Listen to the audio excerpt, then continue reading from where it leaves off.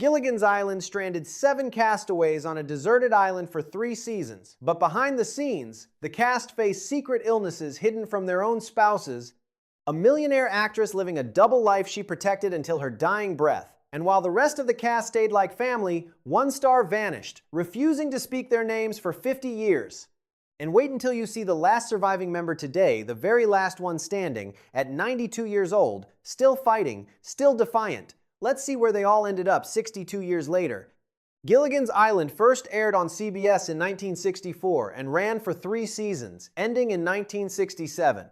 The show followed 7 castaways shipwrecked on an uncharted island after a fateful 3-hour boat tour, each episode a new comedic attempt to get rescued.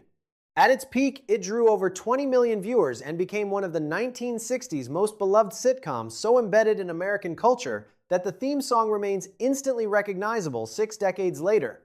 Now, 62 years later, let's find out what really happened to the faces we loved. Number 1. Bob Denver as Gilligan. Born in 1935, Bob was just 29 years old when he stepped into those iconic white sailor's pants, and today, had he lived, he would have been 91. His journey, however, ended far too soon. At the height of the show's run, few could have imagined the cheerful, bumbling first mate was a heavy smoker. Bob went on to appear in various reunion specials and even ran an oldies radio station in Princeton, West Virginia, a quieter life, far from Hollywood. He married Dreama Denver, and together they had 4 children. But in 2005, doctors discovered he had throat cancer. He was undergoing treatment at Wake Forest University Baptist Medical Center when complications from a quadruple bypass surgery proved fatal. Bob Denver passed away on the 2nd of September 2005 at the age of 70. Fans still remember Gilligan's wide-eyed panic and slapstick stumbles as the comedic soul of the entire show, the one castaway everyone rooted for, even when he ruined every rescue plan. But before we go any further, wait until you hear what happened to number 4. She hid 2 secrets her entire life. Nobody, not even her closest co-stars, ever saw it coming. Number 2.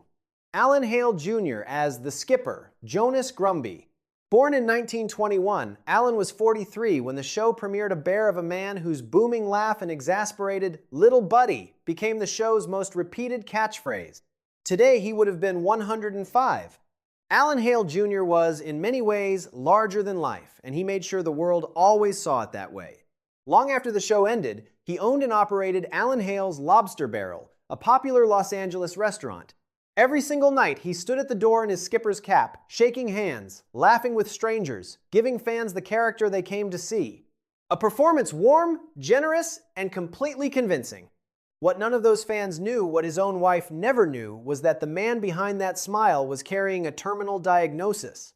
Alan had been quietly battling thymus cancer, and he told no one. It wasn't until a cast reunion convention that his co-stars noticed something was wrong. He simply looked ill. Alan Hale Jr.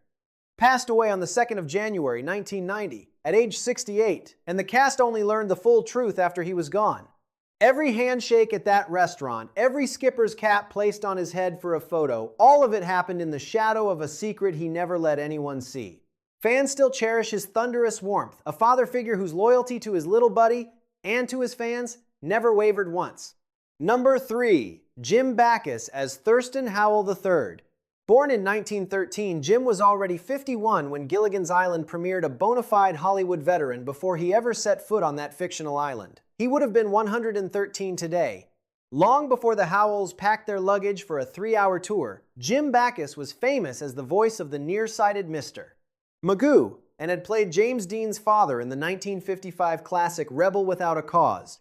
Off-screen, he was inseparable from his wife Henrietta, known as Henny, with whom he co-authored several humor books. A true partnership, both on the page and in life. In his later years, Jim battled Parkinson's disease, and it was complications from double pneumonia that took his life on the 3rd of July, 1989, at age 76, making him the first of the 7 castaways to pass away. Fans still fondly remember Thurston Howell III as television's most lovably pompous millionaire, a man who brought his entire wardrobe to a deserted island and never once questioned it. Number 4. Natalie Schaefer as Mrs. Lovey Howell. Born in 1900, Natalie was 64 at the show's premiere, though almost nobody knew it. Today, she would have been 126. Here's where the story becomes something else entirely. For her whole life, her whole career, Natalie Schafer told everyone she was born in 1912. 12 years erased, gone. And before you call it vanity, understand what was actually at stake.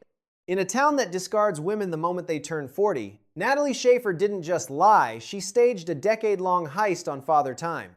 Hollywood in the 1940s and 50s didn't offer second acts to women of a certain age. It offered silence. So she rewrote the calendar, protected her career, and never flinched. It was only after her death that the truth surfaced through records no publicist could seal away. But the age was only half of it. She wasn't just playing a character, she was protecting a fortune. The actress who played a fictional millionaire's wife was, in reality, a genuine millionaire herself, built quietly through savvy Beverly Hills real estate investments, while everyone around her assumed she was simply a working actress. She had been running a double life in plain sight for decades. When she died on the 10th of April 1991 at age 90 from liver cancer, she left her estate not to family but to hospitals and her beloved dog. She remains one of television's most elegantly guarded mysteries, a woman who played wealth on screen, lived it in secret, and took most of the truth with her. Coming up, the cast member whose life took the most unexpected turn of anyone on this list. The man who could build anything because in real life, he'd already survived everything. Number 5. Russell Johnson as the Professor Roy Hinckley. Born in 1924, Russell was 40 when the show began. He would have been 102 today. On the island, he was the man who could build a radio out of a coconut. But in the real world, he was the man who survived a falling plane in a hail of bullets. Before he ever stepped onto a soundstage, Russell Johnson served in World War II as a bombardier. In 1945, his plane was shot down over the Philippines. He survived but broke both ankles in the crash and earned a Purple Heart for his service. The fictional genius who had an answer for everything had already lived through something no script could replicate. After Gilligan's Island ended, Russell struggled with typecasting the fate of many sitcom actors, but bore no bitterness about it. He channeled his experience into a memoir, here on Gilligan's Isle, and remained gracious toward fans throughout his life. He married 3 times. His son David passed away from AIDS in 1994, a private grief he carried quietly. Russell Johnson died on the 16th of January 2014, at age 89, from kidney failure. Fans still celebrate the Professor as the calm, brilliant heart of the castaways, the man who could fix anything except a boat. Block 5 controversial actor, actor #6. Number 6, Tina Louise as Ginger Grant. Born in 1934, Tina was 30 when Gilligan's Island premiered. Today, in 2026, she is 92 years old. The last one, the sole survivor. Every single one of her castmates is gone, and she is still here.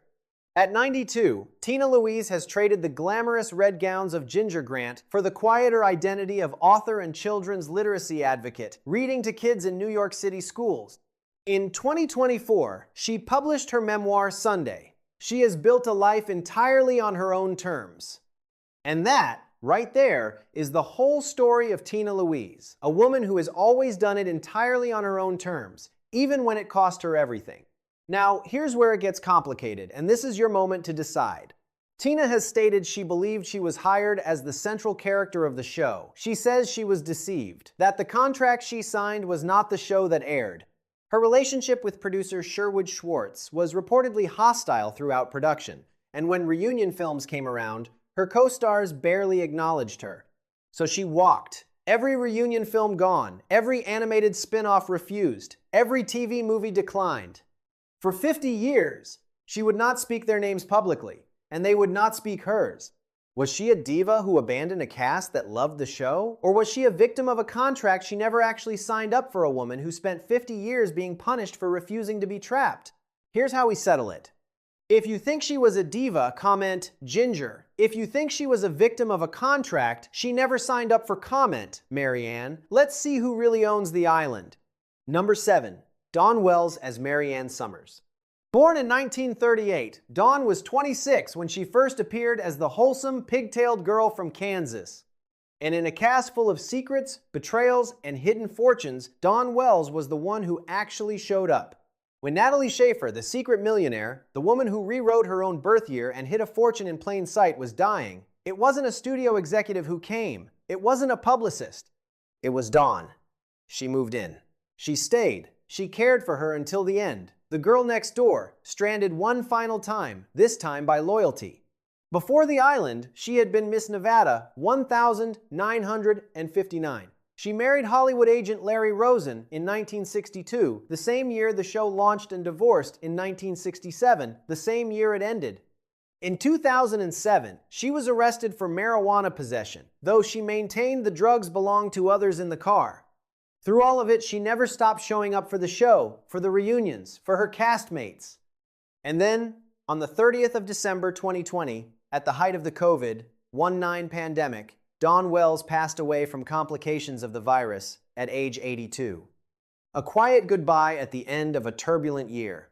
The last of the loyal ones, gone. The irony is impossible to ignore. The wholesome girl next door, the one who was never the millionaire, never the movie star, never the one with secrets, was the only castaway who never truly left the island. She stayed stranded with her castmates until the very end. Dawn Wells' legacy lives on. Marianne Summers remains one of the most beloved characters in television history, and fans still celebrate her warmth, her loyalty, and her grace to this day. 6 castmates are gone: a secret millionaire, a captain who hid his cancer, and a real war hero. And Tina Louise, at 92 years old, is the last one standing entirely on her own terms. Comment Ginger or Marianne and watch our next video on the dark secret of the Brady Bunch.